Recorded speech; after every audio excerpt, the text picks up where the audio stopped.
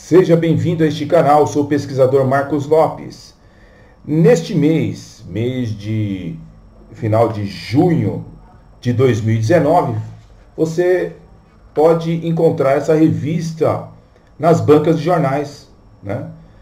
Leituras da História, que é, por sinal, um grande periódico que eu, embora não seja assinante, mas eu compro sempre quando algum assunto me interessa. E no caso, este mês, exclusivamente, saiu sobre o Espiritismo.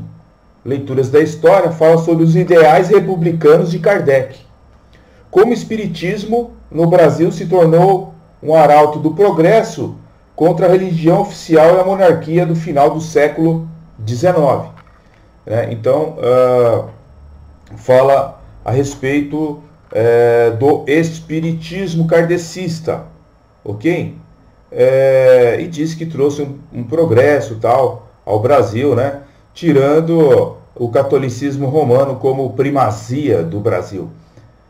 Embora que o catolicismo sempre continuou como o maior número de adeptos de religiões no Brasil. Praticamente não praticante, né? O Brasil hoje tem os cristãos evangélicos como um grande número de uma das grandes religiões do Brasil. Entretanto, falando sobre o Espiritismo, é interessante que em outra ocasião eu posso comentar sobre o que está escrito em questões de história da revista. Mas o Espiritismo em si, ele chega a ensinar, por exemplo, no Evangelho segundo o Espiritismo, né? Eu tenho aqui uma das edições que diz que o cristianismo e o espiritismo ensinam a mesma coisa. O cristianismo e o espiritismo ensinam a mesma coisa. Será mesmo? Será que o cristianismo e o espiritismo ensinam a mesma coisa? Biblicamente, quando nós recorremos às escrituras sagradas, nós vamos perceber que não. Que os ensinos são totalmente antagônicos, né, de um e de outra religião, né? No caso, podemos fazer algumas perguntas ao espiritismo kardecista. Por exemplo, considerando que Allan Kardec recebeu instruções dos espíritos somente em meados do século XIX, enquanto que a igreja cristã tem mantido seus ensinos desde o primeiro século, né? Como é que nós podemos dizer que ensinam a mesma coisa, conforme o Evangelho segundo o Espiritismo? Logicamente que não, né? Outra coisa, considerando que o Allan Kardec ensinou que a promessa da vinda do Espírito Santo cumpriu-se no seu século, certo? E que o Espírito Santo prometido não era uma só pessoa, mas um ser coletivo, isto conforme o Evangelho segundo o Espiritismo, né, no capítulo 1 é declarado isso. Então, a Bíblia ensina outra coisa, né? A Bíblia, ela ensina que o prometido Consolador, o Espírito Santo, veio estar com os cristãos no dia do Pentecostes, 50 dias após a ressurreição de Cristo, conforme está em Atos capítulo 2, versículo 16 e versículo 17. Ok? Então, considerando essas questões, não podemos dizer de forma alguma que o cristianismo e o espiritismo, principalmente no que tange ao espiritismo kardecista, sejam a mesma coisa. Ok? Uma outra questão, considerando que o espiritismo passou a ensinar que Adão se refere a várias pessoas, isso está no livro dos Espíritos, né? Que Adão se refere a várias pessoas, enquanto que a Bíblia sempre mostrou que Adão foi o primeiro homem criado por Deus, que a partir dele surgiu toda a raça humana, né? Basta somente nós consultarmos a Bíblia em 1 Coríntios, capítulo 15, versículo 45, nós vamos ver essa realidade. Então, o espiritismo e o kardecismo não podem ser a mesma coisa, não ensinam a mesma coisa, né?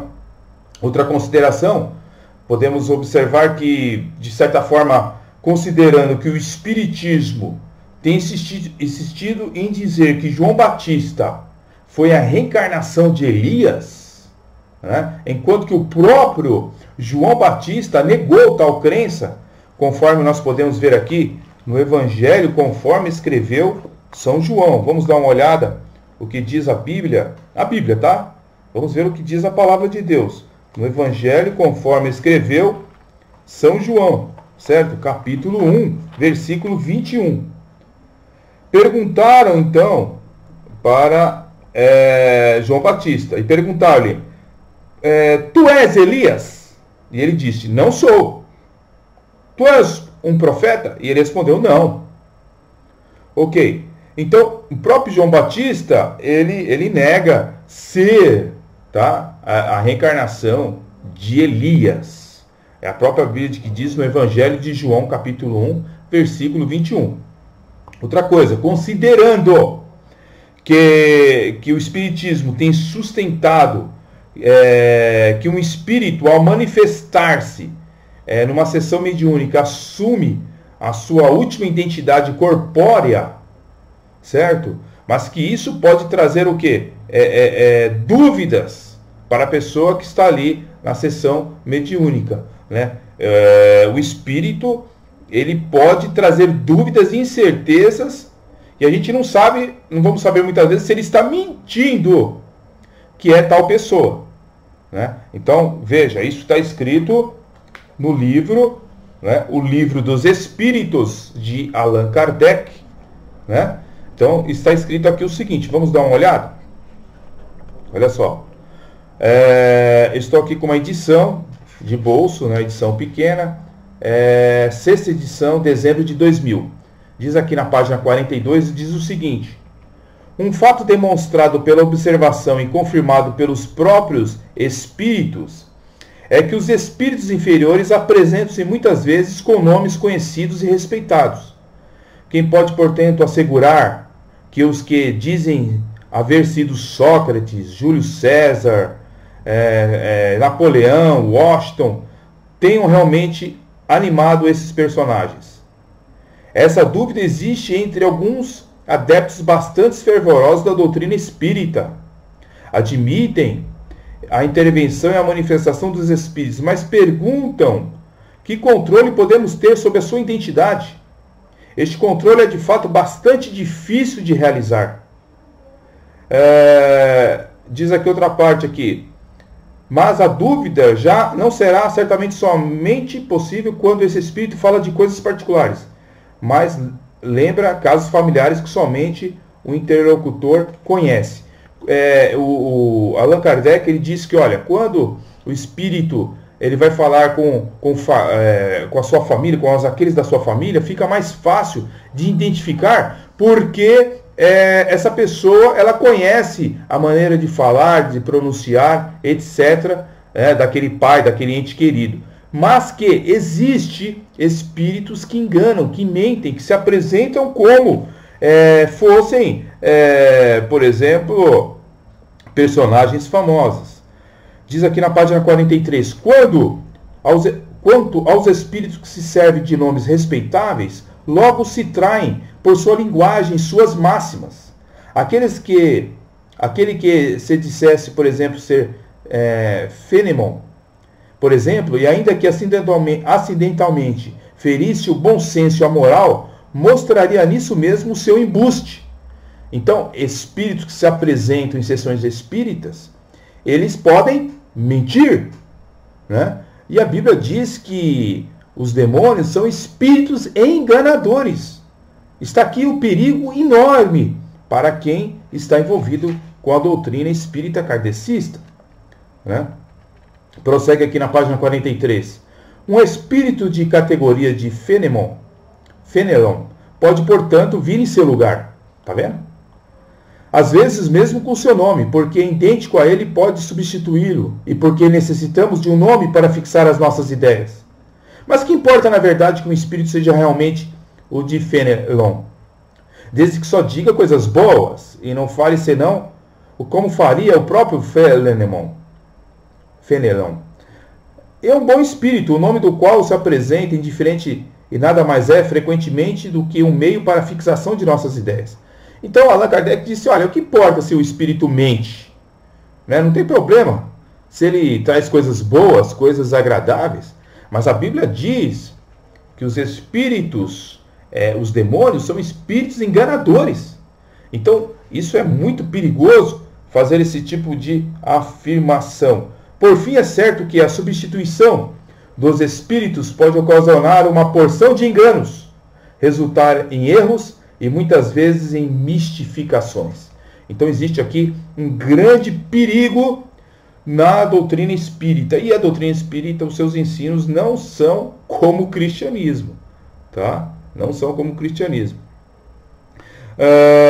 Então, queridos, existe muito engano nos espíritos. Porque os espíritos, na verdade, eles não vêm à Terra.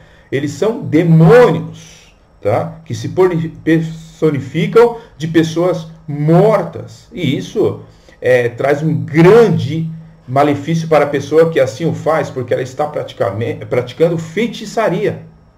Né? Veja bem que interessante. Considerando também que Allan Kardec declarou que o espiritismo e o cristianismo ensinam a mesma coisa, nós devemos repudiar tal ideia e tal ensinamento. Isso não ensina a mesma coisa.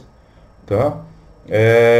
Considerando que não pode haver duas verdades, quando uma conflita com a outra, conforme diz Gálatas capítulo 1, versículo 8 e 9, isso é uma irrealidade, isso não provém da verdade.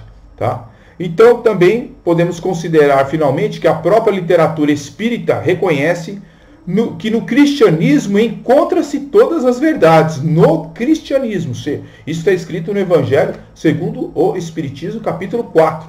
Tá? No cristianismo é que encontra-se todas as verdades. Mas não no espiritismo kardecista. Tá bom? No espiritismo se proclama então um falso evangelho, gerando dúvidas e incertezas. No cristianismo bíblico é diferente, tem transformado vidas de milhões de pessoas ao redor do mundo, levando-lhe o perdão dos pecados, a paz e segurança eterna através de Jesus Cristo. Por isso Jesus disse: conhecereis a verdade e a verdade vos libertará. João 8:32. A Bíblia diz também: eu sou o caminho, a verdade e a vida, ninguém vê ao Pai senão por mim, conforme João capítulo 14, versículo 6. Então, de fato, não ensinam a mesma coisa. Tá? Não ensinam mesmo. E devemos frisar que houve uma certa... nos últimos meses, houve um escândalo, né, com alguns médiuns espíritas, como João de Deus, por exemplo, que foi desmascarado, né, com a sua vida que não condiz aí com a doutrina espírita. Né? E na revista O Galileu, a Nova Era do Espiritismo, essa revista aqui é um pouco antiga, né, de 2008, estava exaltando o espiritismo e exaltando João de Deus. Mas o problema é que quando começamos a investigar a doutrina, certo? Começamos a perceber que ela é bem distante do cristianismo. Só para finalizar, eu tenho aqui um artigo interessante. Não sei se vocês sabem, mas o mágico Harry Houdini, ele tinha uma amizade com um espírita, né, chamado Arthur Doyle. Eles eram amigos, ok? Os dois andaram muito junto. Entretanto, eles tinham diferenças muito grandes, né? Houdini, que era um mágico experiente, sabia como desmascarar, né, muitos médiuns da sua época, ok? E o que ele fez? Desmascarou muitos médiuns. Escreveu até um ótimo livro sobre o assunto. E certa vez, ele tendo a sua amizade com Arthur, né? Essa aqui é a amizade que eles tinham, tá bom? Houdini, esse de branco, e Arthur. Arthur é espírita, kardecista, e Houdini era o mágico, tá? Certa vez, Arthur quis provar para Houdini de que o espiritismo era a verdade, a veracidade do espiritismo. E como a esposa de Arton, Lady Lloyd, também era uma médium, eles supostamente fizeram uma incorporação ao espírito da mãe de Houdini, a já falecida, né? Mãe de Houdini. E escreveu uma carta para Houdini, certo?